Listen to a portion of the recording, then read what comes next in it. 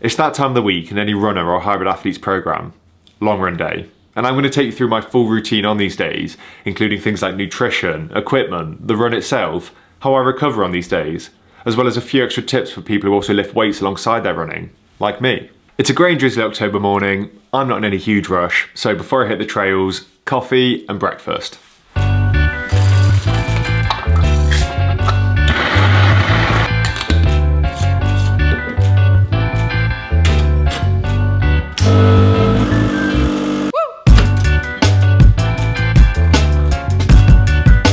The most unsatisfyingly toasted bit of bread you've ever seen.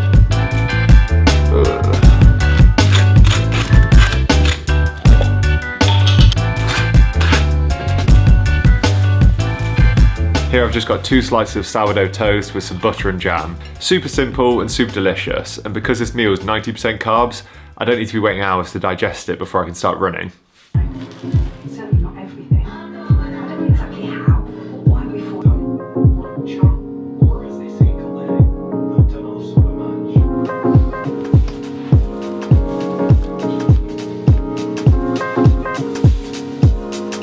Probably the most important item of clothing that I'm wearing are these Salomon 2-in-1 shorts with this inner lining. And this is especially important for you hybrid athletes out there who don't have the typical thigh profile of a normal runner, because chub rub is a real problem, guys. And on my feet, I'll be wearing the Salomon Ultra Glide 2s, which have been my hero running shoe of this year. I ran both my ultra marathons in this shoe. It's a pretty durable shoe. It's got this waterproof upper, a medium tread on the bottom, and a decent amount of cushioning, which I guess isn't essential on the softer trails that I'll be running on during October, but with modern running shoes, we're all pretty spoiled, so it's nice to have it. So I'm just gonna go pack in my bag with some food and drink for the run, and then it's about a 30-minute drive to start the trail that I'm doing today.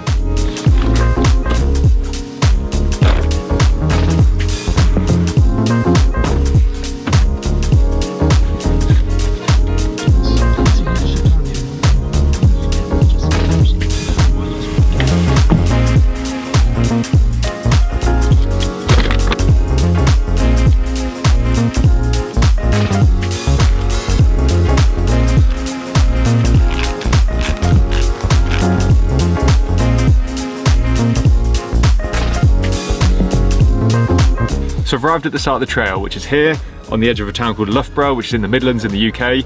I'm just about ready to go. So with me I've got 2 water flasks, these are 500ml each. I've got a couple of different gels, some homemade trail mix, and these CIS hydration tablets that I'm going to pop in these water flasks. And then in here I've got a few other essential bits like my phone and a couple of plasters. So although I plan to be running for over 2 hours, I've only taken a litre of water with me because I think in general, you don't need to replace every single milliliter of water that you sweat on a run whilst you're running, and a lot of that rehydration can happen after the run and throughout the day.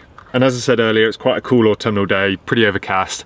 I don't think I'm going to be losing loads of liquid through sweating. So now it's my last chance to have a proper in-depth look at the route that I'm running today, because I haven't run around here for a long time. And getting lost on a trail like this is usually pretty miserable and adds a significant amount of distance to an already pretty long run. So this is a pretty essential step. I did also bring my Salomon running belt, but this is pretty redundant and doesn't hold anywhere near as much as this vest. So for a 25k trail run where I need some water, a decent amount of food, I'm going to stick with the vest and leave this behind.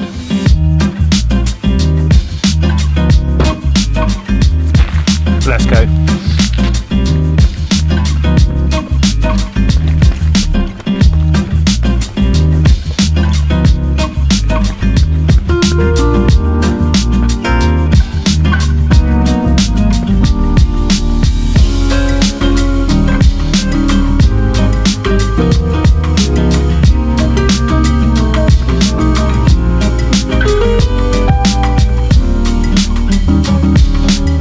So when it comes to my own training, my long runs can be broadly split into one of 3 different types. So most commonly, I've got those long zone 2 efforts, usually on a road or tarmac surface. Secondly, I've got those higher intensity long runs, probably my least favourite of the 3. And these are things like interval runs or race pace simulations that I tend to do more frequently as I get closer towards a race. And finally, with my favourite type of long run, it's these long bombling trail runs that I do, where it's not so much about the distance or the pace, but it's just about getting off-road and enjoying myself. But unfortunately, because I live on the edge of a city, I usually have to drive a fair distance to do one of these runs. So I don't get to do them all that often. But the longer that I've been running, the more importance and focus I've been putting on these long runs. So much like compound lifts in the gym, I treat the long run as the focus of my running training, and it's the last session that I'll drop if I do need to trim down that program in a particularly busy week.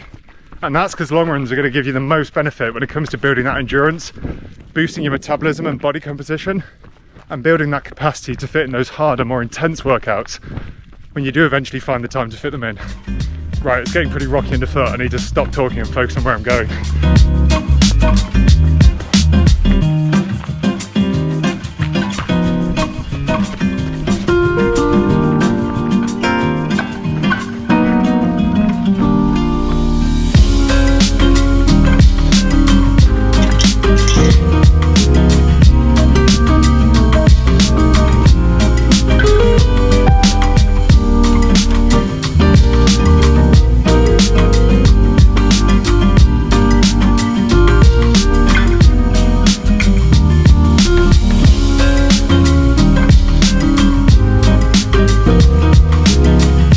Mix is good.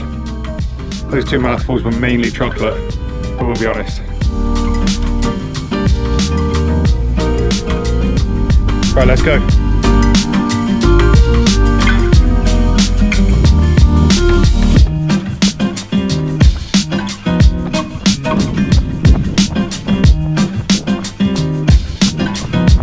So the trail mix I'm eating today is probably around a 50-50 split of fat and carbs. It's 85% dark chocolate, some nuts, and then a decent mix of raisins as well. So what I found in my long runs is that as long as I'm staying in zone 2, the lower half of zone 3, I can really comfortably digest those fats. And it's only really those harder, more intense workouts where I have to stick exclusively to carbs, and fast-acting carbs at that. So although I do have a couple of gels with me today, I'll probably be fine with just this trail mix.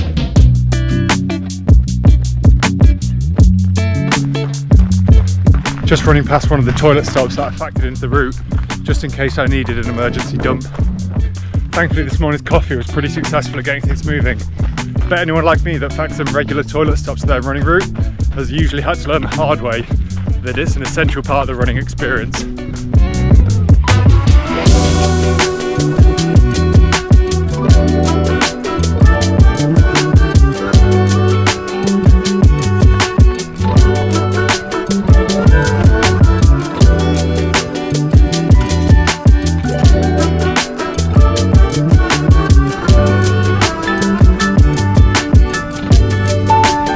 So I've just hit 16k, which is about 10 miles.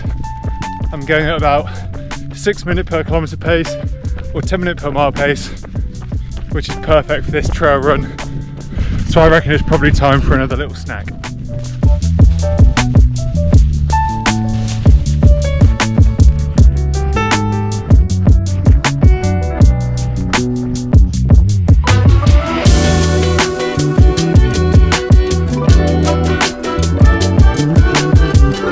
Definitely wasn't there last time I ran this route a couple of years ago.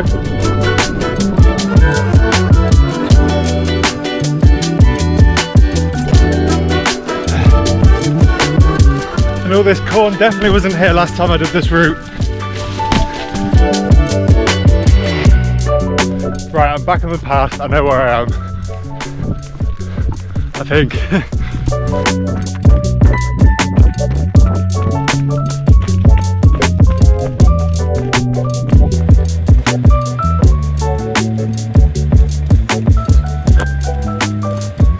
It's all done now, and it was a decent little route in the end.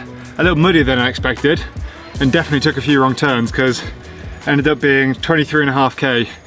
So chopped a mile off my intended route somewhere, probably when I was talking to camera and not paying attention. But we don't mind too much, rather a little bit less and a little bit more.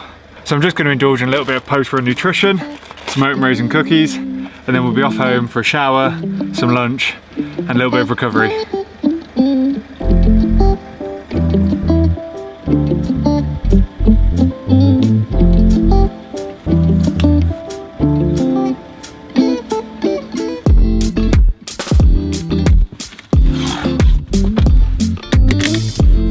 I did forget a spare change of clothes to drive home in, so a little sweatier than I might prefer.